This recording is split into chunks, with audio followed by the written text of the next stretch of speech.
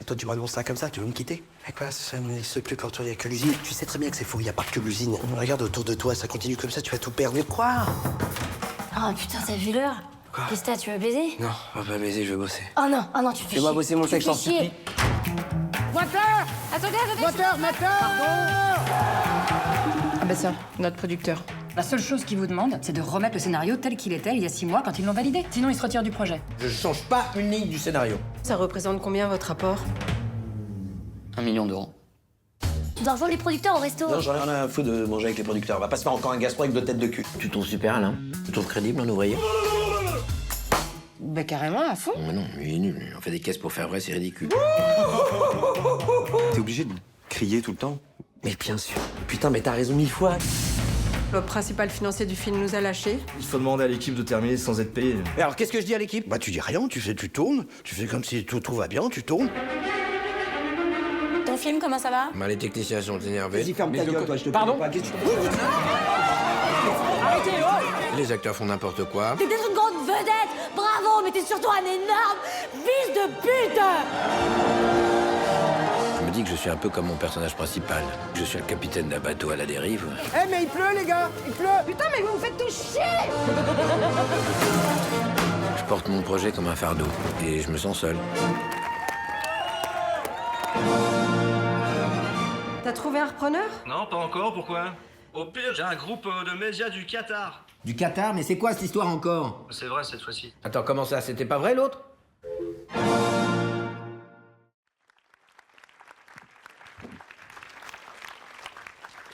Et donc, merci à Cédric Kahn d'être présent.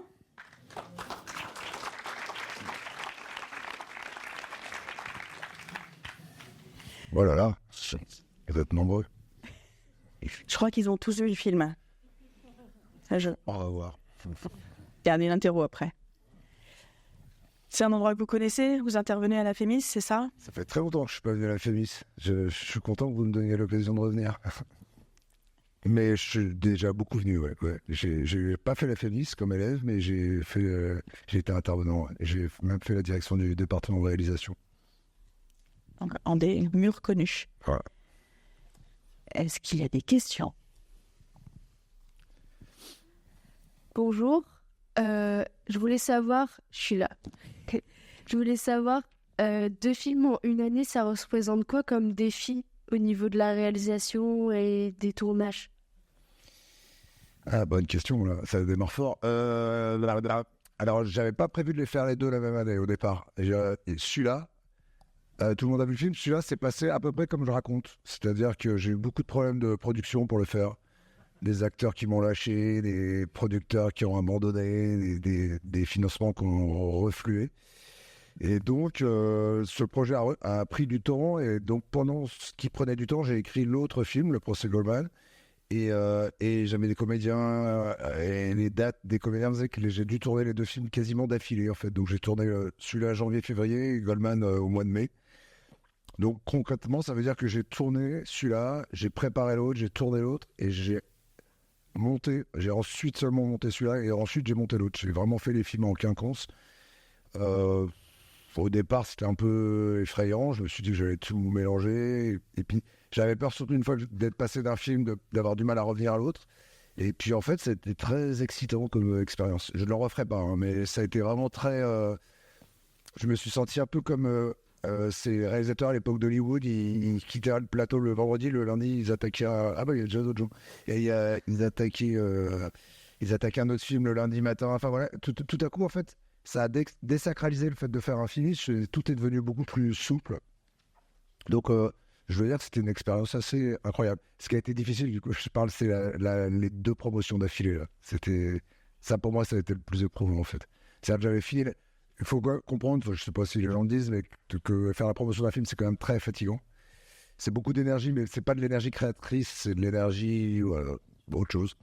Et bon, quand on en a fini une, on est content de se dire qu'on va écrire, qu'on va un peu retrouver un peu de solitude et tout ça, et d'enchaîner avec une deuxième promotion avec, je crois, 3 semaines d'intervalle. Ça, c'était vraiment... pour moi, ça a été le plus difficile.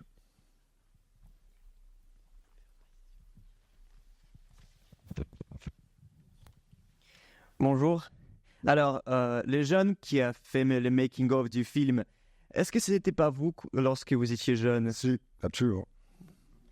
Merci. Ça suffit comme réponse? Ouais, expliquez-nous. Le scénario, c'est un peu la rencontre imaginaire entre celui que je suis devenu et celui que j'ai été, quoi. Voilà. Donc, je suis pas tout à fait comme... Mais j'ai eu des moments comme ça où j'ai pu être un peu découragé. Des moments de découragement. Là, maintenant, ça va mieux.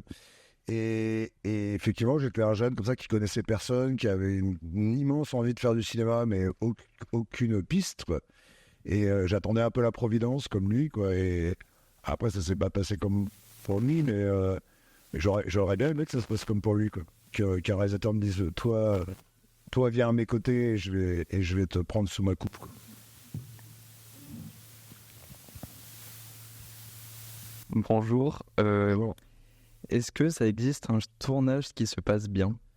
C'est rare parce qu'en général, les gens me demandent est-ce que ça se passe toujours aussi mal que ça. Un tournage qui se passe vraiment bien, non, hein. Non, mais... Si, moi j'en ai déjà eu des tournages qui se passent bien, mais c'est un peu suspect d'ailleurs. C'est un peu angoissant, on se dit, oula, qu'est-ce qui va m'arriver? Mais des tournages qui se passent mal, ça j'en ai eu plein. Alors là, c'est un peu un concentré de tout ce qui peut mal se passer. Enfin non, j'ai pas raconté les accidents avec les acteurs qui sont immobilisés pendant 3 semaines ou des choses comme ça.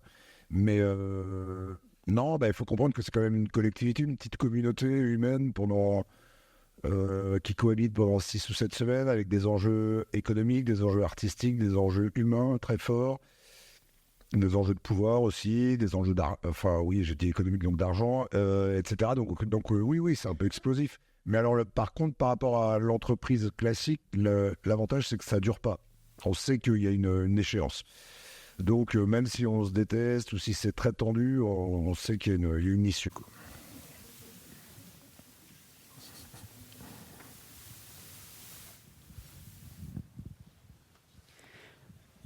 Bonjour. Est-ce que vous avez une idée du parcours qu'il faudrait faire pour devenir réalisateur? Parcours type? Oui, général ou même le vôtre aussi. Ah déjà, il n'y a pas de parcours type. Accéder à une grande école comme celle-ci ou les autres, on a le droit de nommer la concurrence. C'est quoi les 3 alors? La Cinéfabrique, l'INSAS à Bruxelles, c'est quoi les autres? Louis Lumière, voilà, mais qui est plus technique, hein. Pour être réalisateur, c'est pas l'idéal, Louis Lumière. Ça, c'est une vraie chance. Non seulement d'avoir un enseignement, mais aussi d'avoir une sorte de futur réseau, en fait, parce qu'on voit que les gens qui se connaissent à l'école, finalement, il y a une sorte d'entraide, ou en tout cas, ils se font travailler les uns les autres pendant des années, donc ça aide. Pour des gens qui connaissent personne dans le cinéma, l'école, c'est intéressant. Moi, j'ai pas fait d'école, donc voilà, il y a l'autre voie qui est d'y aller, quoi. Et moi, j'ai commencé comme stagiaire, tout en bas de l'échelle. Et d'ailleurs, j'ai des très bons souvenirs comme stagiaire. J'étais très heureux en bas de l'échelle. Je me suis bien amusé. Voilà, mais il y a pas. Non, il y a des gens, il y a des acteurs qui deviennent réalisateurs, il y a des scénaristes. Non, il n'y a pas de parcours type. Heureusement d'ailleurs, parce que pour moi, un réalisateur, c'est pas vraiment un métier, c'est plutôt une chance, une opportunité, une aptitude. Et on peut pas vraiment, même dans une école, on peut pas vraiment décréter qui saura faire. Et d'ailleurs, il y a des ponts entre les sections à la FEMIS, par exemple. Il y a beaucoup de gens qui font l'option réalisation qui font pas de films ou qui ont du mal à faire des films, puis des gens qui viennent d'autres sections qui ont fait des grandes carrières de réalisateurs. Donc il n'y a pas de parcours type. Heureusement. Bonjour. Bonjour. J'aimerais savoir quelles sont les critiques auxquelles vous avez été le plus attentif. Les critiques écrites de journalistes? Journalistes ou même les spectateurs. Les critiques, je les lis plus. Mais il y a toujours quelqu'un pour me les raconter, hein. Surtout quand elles sont méchantes. Toujours quelqu'un pour dire « T'as vu ce que t'as pris dans tel journal ?» Non, je les lis plus parce que je les lisais beaucoup, hein, quand j'ai commencé, je me jetais dessus.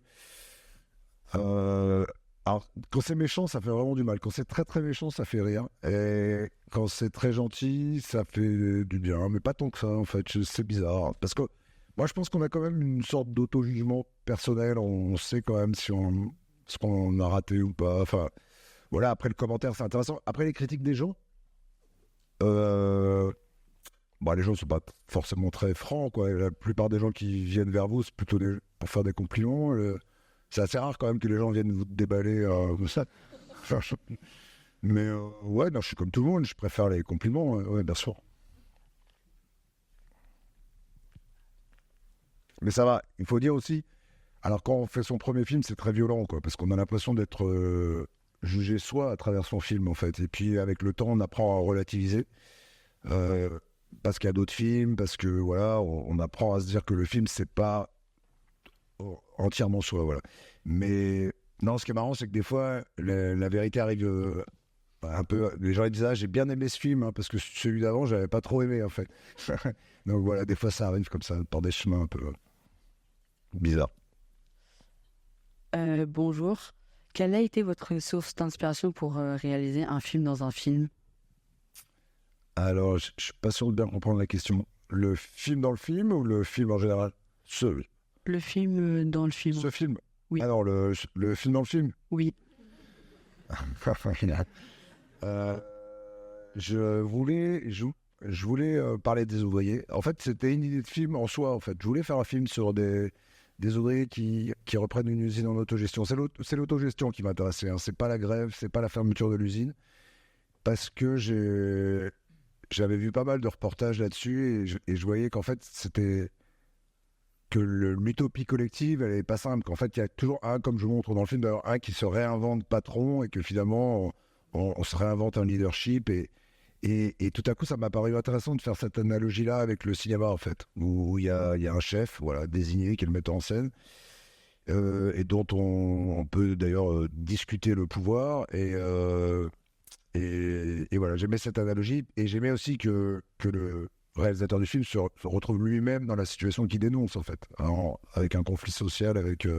Donc voilà, ce qui m'intéressait, c'était le dialogue entre les deux histoires.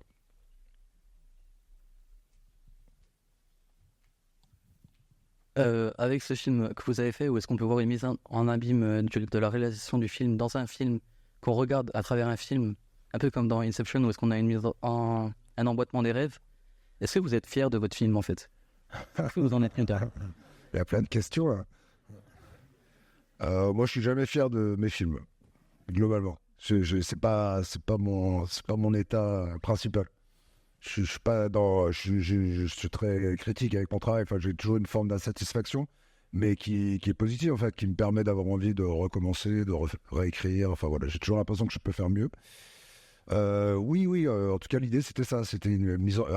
c'est un peu ce que j'ai dit le coup d'avant. Ouais, c'était ça. C'était de créer une mise en abîme entre les ouvriers. Et puis, j'aimais bien ce réalisateur qui est très inspiré par le réel, qui veut filmer les propres ouvriers dans leur propre usine. Enfin, voilà, qui est très attaché à recréer de la vérité.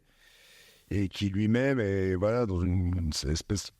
En gros, je voulais montrer le cinéma sous un angle purement économique, capitaliste, en fait. De montrer que c'est de l'argent, qu'il y a un conflit entre l'argent et la création dans le cinéma, et comment un réalisateur devait se débattre entre des grandes idées humanistes et quand même la gestion a quand même comment dire, une fonction de petit patron, quoi. Je sais pas si ça répond, ouais.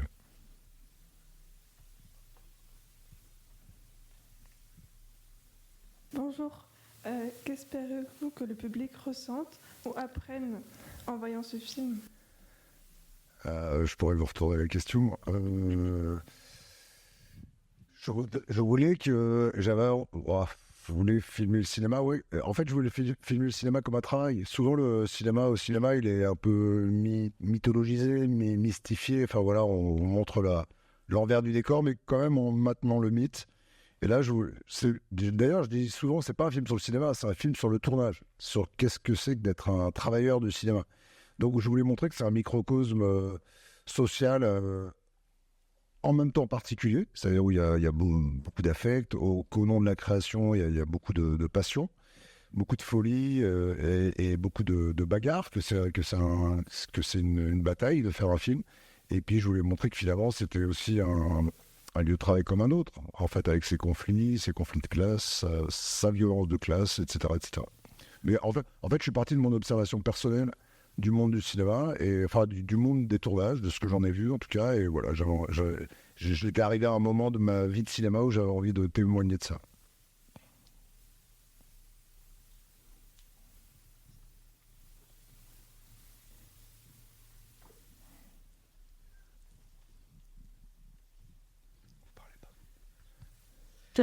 Bonjour. Je voulais savoir, ce film, est-ce qu'il devait être à la base comique ou est-ce que d'abord c'était une idée plutôt de film dramatique? Non, je voulais faire une comédie, ouais. Comédie pure?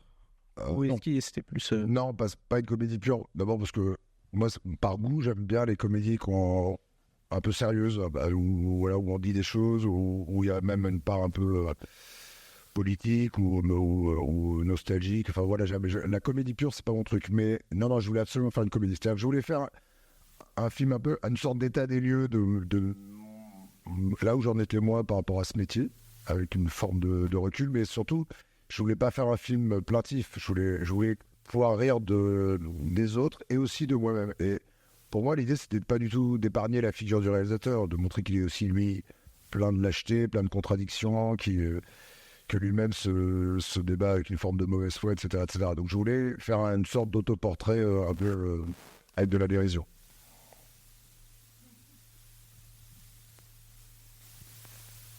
Pourquoi avez-vous décidé de faire cette espèce d'ellipse à la fin pour finir le film?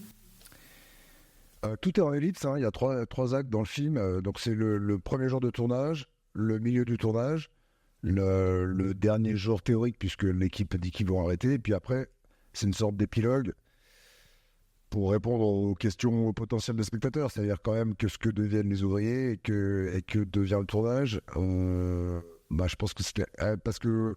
Est-ce que dans votre question, vous voulez dire que ça aurait pu s'arrêter quand le réalisateur fait un malaise? Je pense que ça aurait créé beaucoup de questions. C'est vrai qu'on a tendance... Alors, c'est des inquiétudes de scénaristes ou de producteurs, d'ailleurs, ou de distributeurs. On a toujours peur que les gens ne comprennent pas. Donc, c'est vrai que l'épilogue, c'est souvent fait un peu pour conclure les histoires. Là, les choses qui étaient importantes pour moi dans l'épilogue, c'était surtout de voir ce qui se passait pour les nouveau-nés. Et puis de comprendre que... Qu'est-ce qui se passe? Faut tenir le micro au milieu. C'est ma faute. Ah, pardon.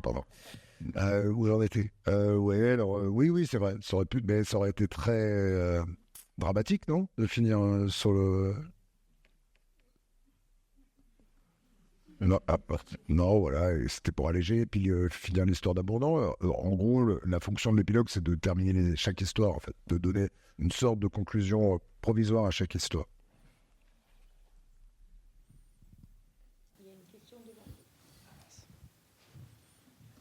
Je fais des réponses courtes, comme ça vous pouvez poser plein de questions. Bonjour. On souhaitait savoir si Jonathan Cohen est comme Alain ou il est pire. Il n'est pas du tout comme Alain. Il était très angoissé de jouer le rôle d'ailleurs. Et il avait peur qu'on le confonde avec son personnage. Non, il a eu beaucoup de plaisir à le jouer. Sur le plateau, c'était très jubilatoire pour lui. Parce qu'évidemment, comme nous tous, il avait plein de références. Donc il imitait un tel.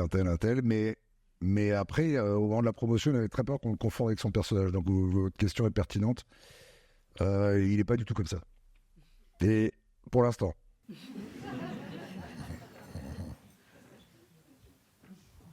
Il est même le contraire de ça. Bonjour. Mais pour finir sur votre question, je pense qu'un acteur qui est vraiment comme... Excuse-moi. Non, c'est pas grave. Un acteur qui est comme ça aurait pas accepté le rôle. Il faut déjà avoir une forme de distance et d'humour par rapport à cette situation-là pour accepter de jouer un acteur totalement égotique, égocentrique, enfin voilà, prenant le pouvoir sur le tournage. Je pense qu'un acteur qui est comme ça n'aurait pas accepté le rôle. Ouais, vas-y. Pourquoi avoir pris des réalisateurs en tant qu'acteur? Ouais, on va beaucoup poser la question parce que je les trouve bon acteur en fait. J'ai pas du tout pris en question le fait qu'il soit réalisateur. Et par ailleurs, il y a de plus en plus d'acteurs qui réalisent des films. Donc en fait, quasiment maintenant, on a une chance sur deux qu'un acteur soit réalisateur. Mais non, mais pour moi, c'est pas une question en fait. Mais je peux prendre n'importe qui, moi, pour jouer à ma boulangère ou vous, demain, si j'ai besoin de lycéens. Enfin voilà, j'ai pas de... Évidemment, les acteurs, il y a des rôles qui sont très difficiles et qui sont destinés à des acteurs, mais je pense que Il y a beaucoup de gens qui peuvent jouer, en tout cas.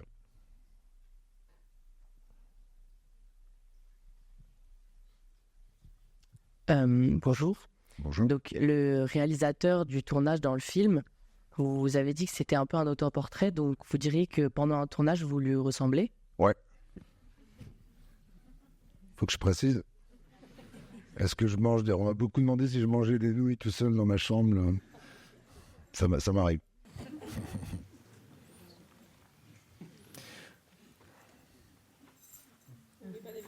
Ah, bah... Ah, je dois développer. Je sais pas, posez-moi plus de questions. Oui, il me ressemble beaucoup. Bah oui. Mais je sais pas par quoi commencer. Dites-moi en particulier, qu'est-ce qui vous interroge? Oui, et puis par exemple, quand il donne les ordres sur le tournage, par exemple, l'empressement, enfin le comportement qui était assez comique, par exemple, dans les scènes. Alors moi je suis pareil, mais en moins comique, je crois. je suis plus inquiétant, ouais.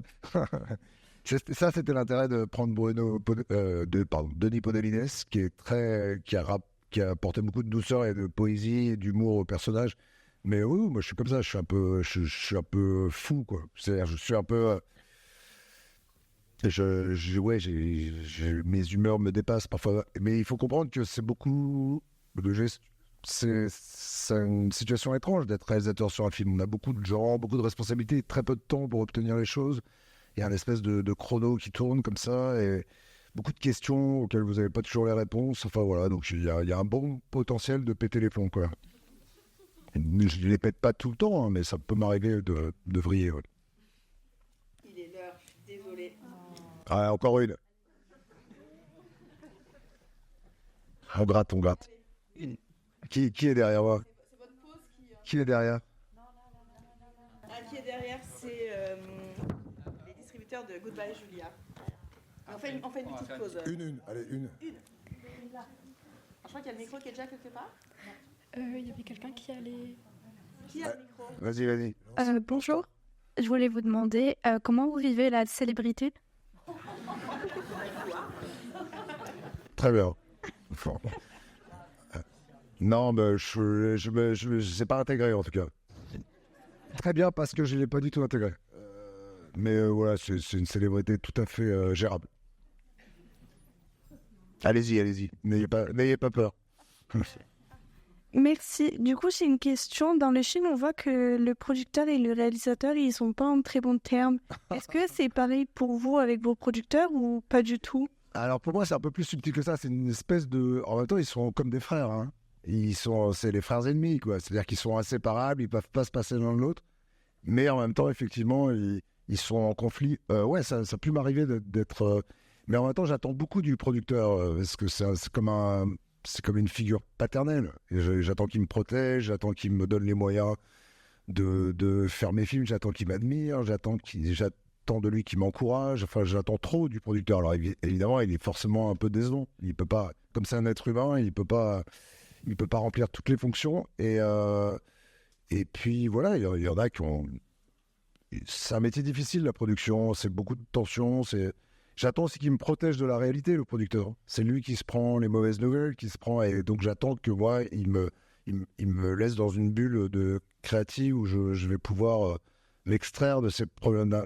Alors là, comme il disparaît, le réalisateur se prend tout le réel dans la figure. Donc là, c'est plutôt la figure du producteur qui disparaît, donc qui ne remplit plus sa fonction. Et moi, ça m'est arrivé. J'ai eu un producteur qui a disparu pendant un tournage qui se passait très très mal. Donc voilà, je me suis plutôt référé à ce tournage-là. Merci beaucoup. Merci à vous.